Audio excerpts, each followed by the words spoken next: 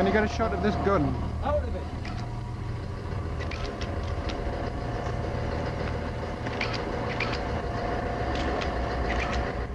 How you doing?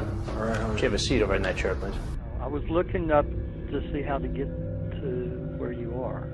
Still thinking about me? Esta história nos leva ao tranquilo campo de Budsfield, na Inglaterra. Um lugar aparentemente pacífico se tornou o cenário de um dos momentos mais sombrios capturado ao vivo na TV. Um homem chamado Albert Dryden vivia uma vida solitária depois de se aposentar da indústria de aço. Com tempo livre, Dryden começou a trabalhar em uma terra que comprou.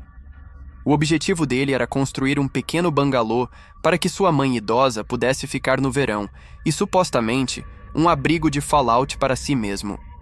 Mas desde o início houve problemas com o governo local. A prefeitura de Dryden negou o pedido de construção no terreno, mas ele ignorou a decisão.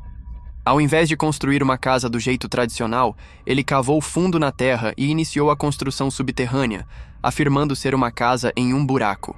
Dryden acreditava ter encontrado uma brecha legal. Ele estava errado. O conselho discordou e as tensões começaram a aumentar rapidamente. Com o tempo, a situação apenas agravou e o novo chefe do conselho, Harry Collinson, foi designado para o caso. Ele enviou a Dryden uma carta oficial, ordenando-lhe que parasse a construção e derrubar o que já havia construído. Dryden recorreu aos tribunais, mas perdeu e lhe foi dado 3 meses para demolir a estrutura ilegal. Nesta época, os veículos de notícias locais começaram a cobrir o conflito, transformando-o em um impasse público. Dryden recusou-se a cumprir. Então, o conselho tomou uma decisão. Eles demoliriam sozinhos. Então, em 20 de junho de 1991, Harry Collinson chegou à propriedade com uma equipe de demolição, vários policiais e uma equipe de notícias da BBC preparada para documentar o evento. Albert Dryden segurava 2 cartas que ele acreditava dar a ele o direito de continuar construindo.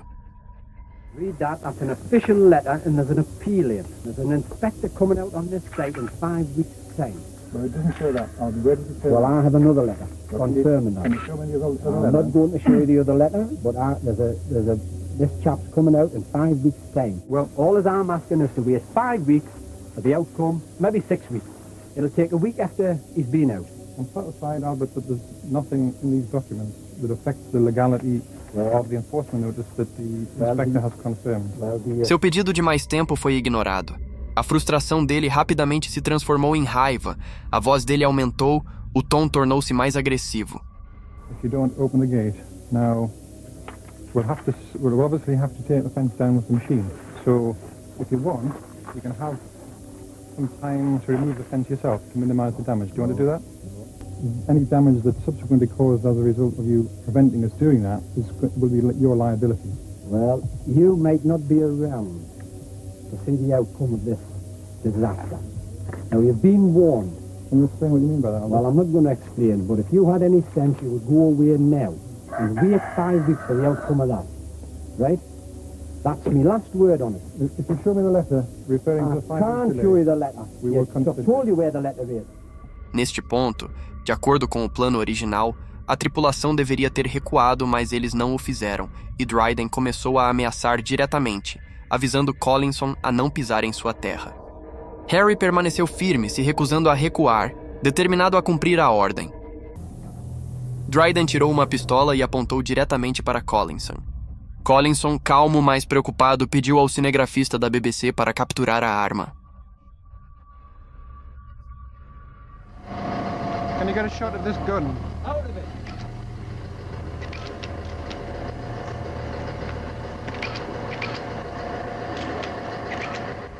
Dryden atirou, acertando Harry Collinson no peito, matando-o instantaneamente.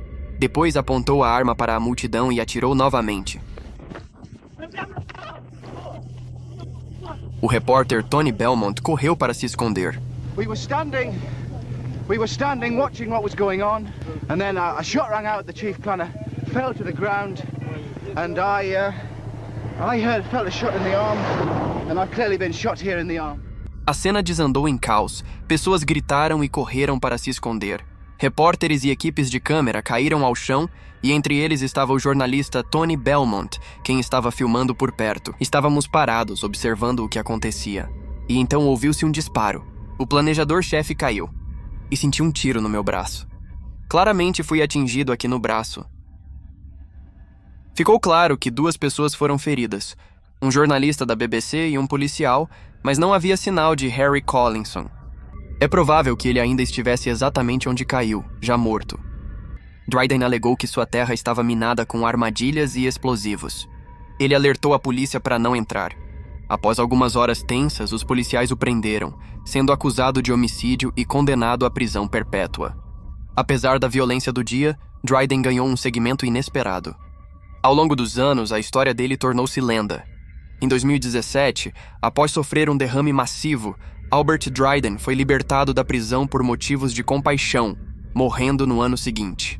Mas o nome dele e as imagens horríveis registradas naquele dia sempre estará associado a um dos momentos mais sombrios jamais transmitido na TV britânica.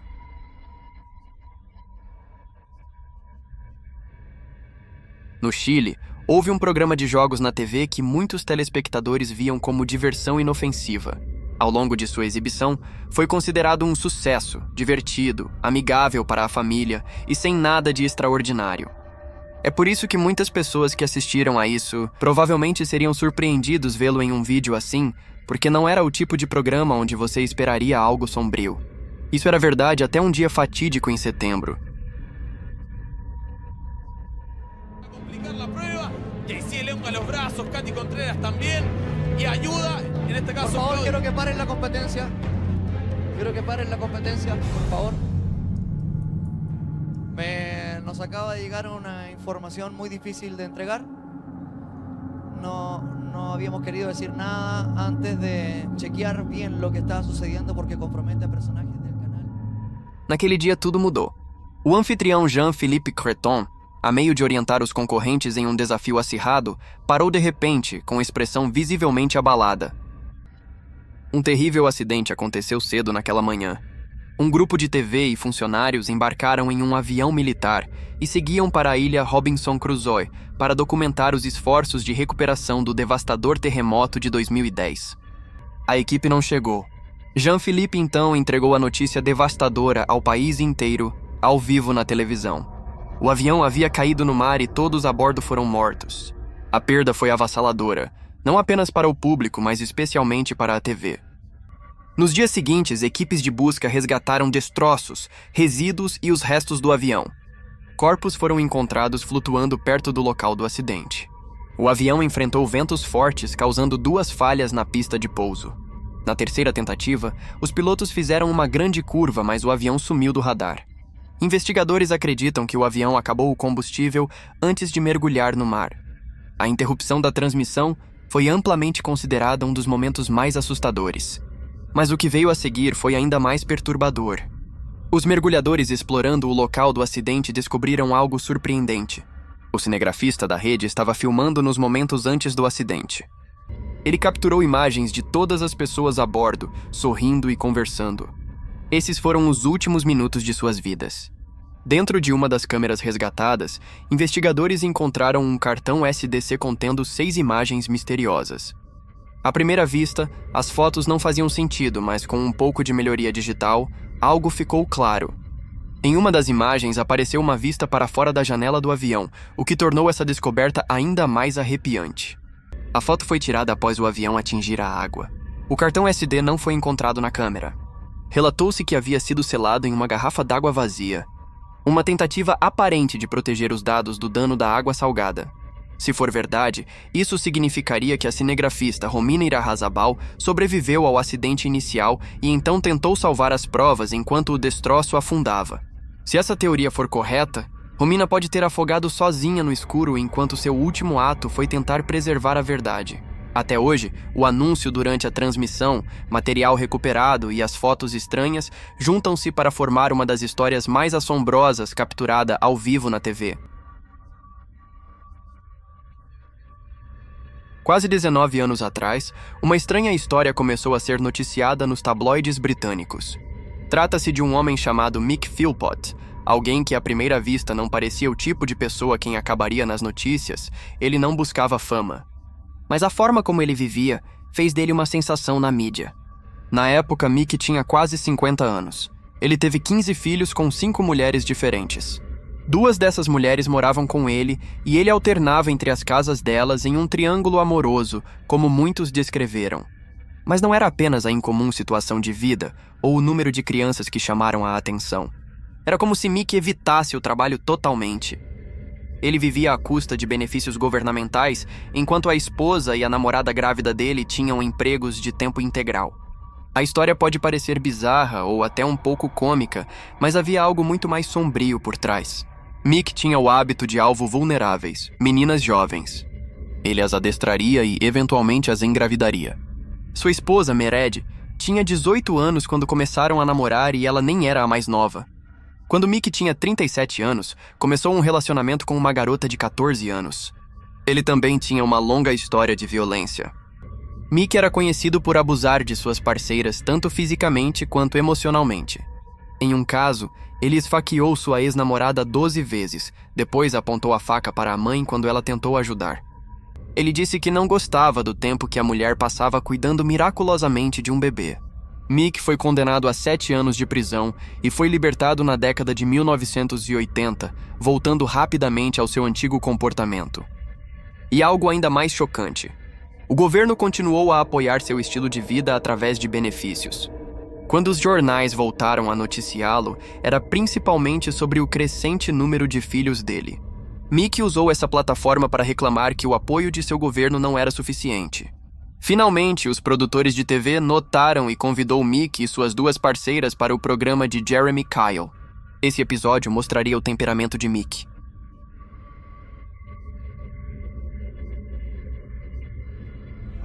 Me. I said your kids, when they came here today, were well behaved and well mannered and well groomed. No newspapers said that, so you should be apologising to me because I hadn't even started on you.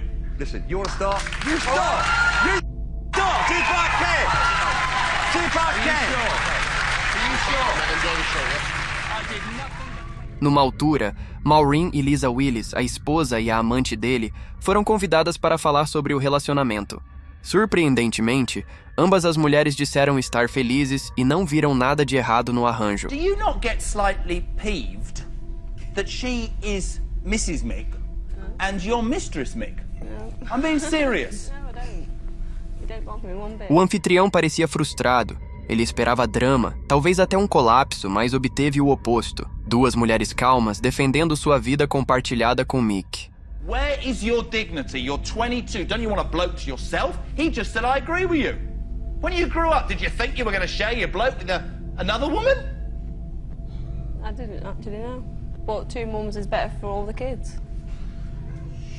Or confusing? No.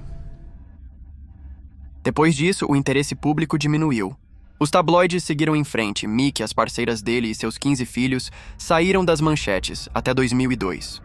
Aquele ano, algo terrível aconteceu.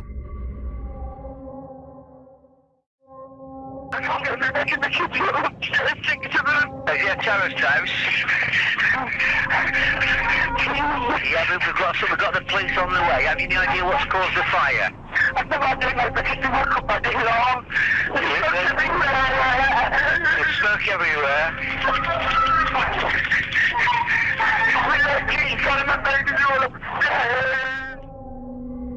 No dia 12 de maio, no meio da noite, a casa de Mick pegou fogo. Mered e vários filhos estavam dormindo dentro de casa. Elas conseguiram fugir com algumas crianças, mas 6 deles, todos com menos de 10 anos, ficaram presos no andar de cima e ninguém conseguiu sair. Até o dia 16 de maio, a tragédia estava em todos os noticiários. Moradores doaram para o funeral das crianças e Mick e Maren apareceram na mídia para expressar sua gratidão. To express their thanks. I've actually been down to our home, and what we saw, we just cannot believe it. To see this community to come together like that, it's just too overwhelming. But there's one thing I would request is please leave my family alone. If you've got any questions or anything at all, please don't come through me or my family. Please go to the police. Uma história horrível, mas que se apagou com o tempo. Então, a polícia encontrou algo incomum ao investigar as ruínas da casa. Os policiais encontraram gasolina na caixa de correios. Este foi um sinal de que o incêndio foi intencional. Além disso, Mickey estava marcado para o tribunal naquela mesma manhã para tentar obter a custódia dos filhos. O que poucos sabiam, Mick e Lisa haviam terminado anos antes e estavam em uma acirrada batalha de custódia. Alguns começaram a questionar se Lisa teria provocado o incêndio por vingança. Isso é exatamente o que Mick queria que as pessoas pensassem. Tell me what you said to him. What you said about me trying to get in. You tried everything you could to get in. Like I said to him, I wanted to run through the flames, up the stairs. Was you crying when you were saying it? How bad? Not really, really bad, but I did cry. That's hysterical. There's a fingerprint on the window. That's it. A few discrepancies. That's all it is. It's my fault that the family's gone. It's my fault we lost our children. Mas a verdade era bem diferente. A polícia decidiu grampear um quarto de hotel onde Mick e Meredith estavam. Foi então que pegaram uma confissão gravada. Mick, Meredith e um amigo chamado Paul Mosley haviam começado o incêndio. O objetivo deles não era prejudicar as crianças. Queriam acender um pequeno fogo, salvar as crianças e se apresentarem como heróis. Então culpariam Lisa, esperando sua prisão e ganhariam a custódia dos filhos dela. Mas o plano falhou. O fogo se espalhou rápido demais. As crianças do andar de cima não puderam ser salvas. Tentando ganhar mais crianças, Mick acabou matando 6 de seus próprios filhos. É arrepiante rever aquele episódio do Jeremy Kyle, vendo Mick, Maureen e Lisa sentados ali completamente desprevenidos do que o futuro trazia. Dessa vez, Mick Philpott não sairá em liberdade. Ele ficará atrás das grades para sempre, exatamente onde ele pertence.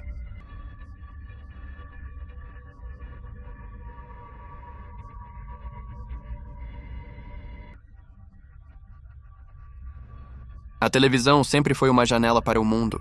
Às vezes, o que passa pela tela é muito mais sombrio do que se imaginava. Como este primeiro vídeo de 7 de julho.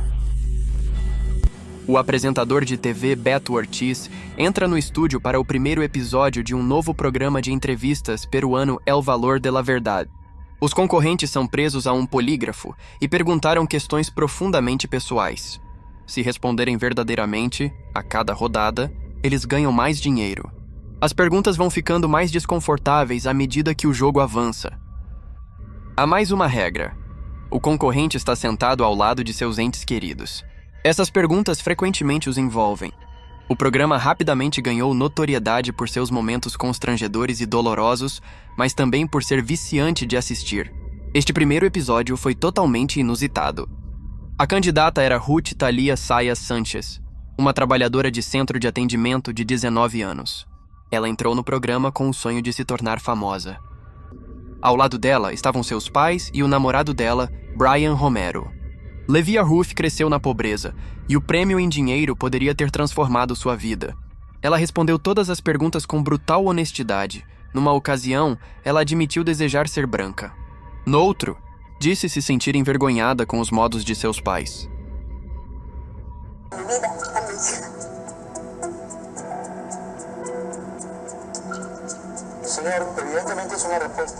Enquanto eles se sentavam do outro lado dela, cada resposta parecia mais profunda. A mãe dela acabou caindo em prantos, mas não parou por aí. Em um determinado momento, Ruth foi questionada. Você está só com o seu namorado, até alguém melhor aparecer? Ela respondeu sim. Brian estava sentado a poucos metros de distância e não disse nada. As perguntas persistiam e só pioravam. Ruth logo revelou que, para se manter, ela havia trabalhado como stripper em um clube noturno. Seus pais ficaram em silêncio, Brian parecia devastado. Então veio a última pergunta, a mais difícil de todas. Você já aceitou dinheiro em troca de sexo? Ruth respirou fundo e disse sim. Me retiro. Se retira? Me retiro.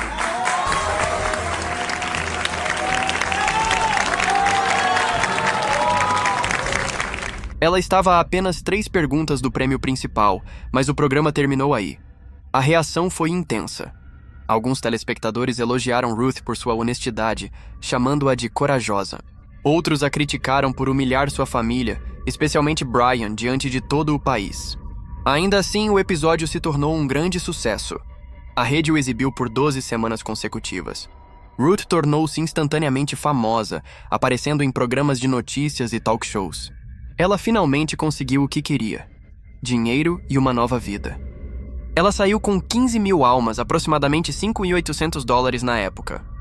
Por um breve instante, tudo parecia ter dado certo até Ruth desaparecer. Ela parou de atender o telefone, as consultas.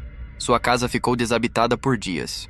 Após passarem 10 dias sem sinal dela, a comunidade iniciou uma grande busca. Seus pais e Brian eventualmente lideraram o movimento. A polícia fez uma descoberta sombria. O corpo de Ruth foi enterrado em uma cova rasa. Ela morreu por asfixia. Era um caso claro de assassinato e só havia um suspeito de verdade. Justo antes de desaparecer, Ruth havia participado de outro programa de TV. Ela falou que seu relacionamento com Brian tinha acabado, provavelmente devido a tudo o que aconteceu. A polícia levou Brian para interrogatório e ele confessou. Ele disse estar irritado e humilhado por ter exposto ele na TV nacional. Ele também achava que merecia parte do dinheiro. Brian foi à casa de Ruth e lhe deu pílulas para dormir. Então, enquanto ela estava inconsciente, ele a agrediu e a matou. Ele enterrou o corpo dela, esperando que ninguém o encontrasse. Ele acabou sendo condenado à prisão perpétua. Apesar do horror que se seguiu o episódio de estreia, O Valor da Verdade manteve-se um programa popular por anos, mas nada chegou perto daquela primeira transmissão. Um programa que originou um escândalo nacional, uma onda de conversas desconfortáveis e uma das tragédias mais sombrias da história da televisão.